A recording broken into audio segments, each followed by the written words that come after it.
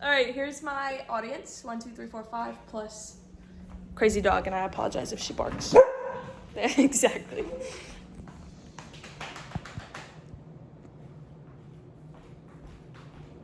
All right, so I'm giving a toast speech. So, ding, ding, ding, ding, ding. Hi, everyone. My name is Allison Hall, and most of you know me as Isaac's cousin. So today I'm going to talk a little bit about Isaac, give you a little insight into Isaac's life. I'm going to talk about a little bit about Cass, how I met Cass, and then I'm going to talk about them together. So let's start off. First of all, Isaac. Isaac was adopted from the Ukraine into our family at a very young age. When we first met him, he wouldn't make eye contact, he wouldn't talk, he would run away from you every time you talked to him. So if you know my mom, she's a hugger. Every time you see her, she's going to hug you. She's going to force you to hug her whether you like it or not. So my mom being my mom, the first time we really met Isaac, she went to hug him, and poor baby was running away like he was being chased by a clown. But as years went on, Isaac finally started warming up.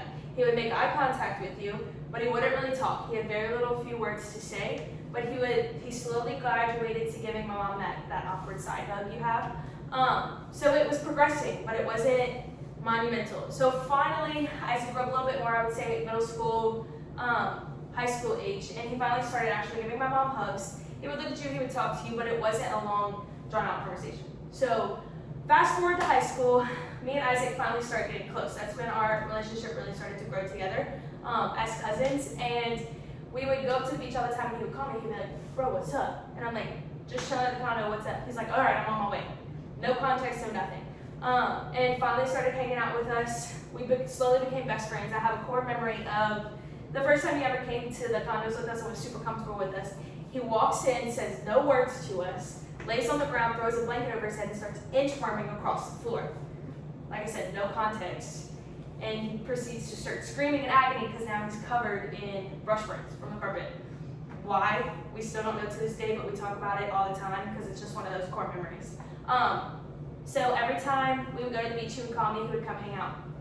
Another core memory is me and my roommate Macy actually went up to the beach, and this was a couple of the times after I had met Cass, and we were all hanging out. We were actually staying at my uncle's condo, so it was me, Macy, Cassidy, and Isaac.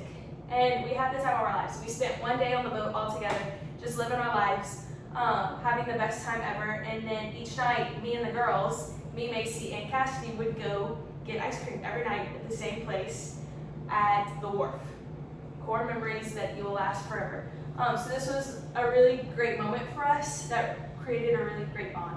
So needless to say, me and Isaac have this strong bond. He would call me about college, like, hey, where should I go? What should I major in? This and that. And I would give him advice that I had or that I didn't have. But I remember specifically one day he calls me and he's like, hey, cuz, what's up? I'm like, what's up? What do you need? What are you needing? And he says, I don't think I'm gonna go to college. And I said, well, that's fine. College isn't for everyone. He says, I think I'm gonna move up to Tennessee.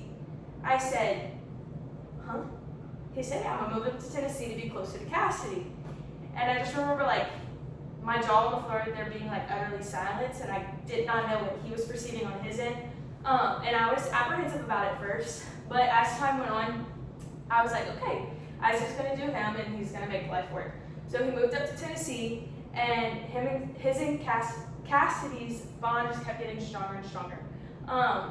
So I think that was his best move.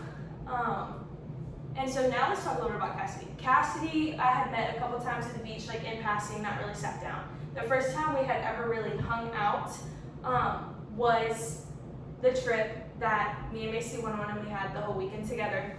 We really got time to bond over boat rides, late night ice cream runs, and just like hanging out all together. And it not only showed like Cassidy, the way she holds herself, but the way she presents herself to everyone.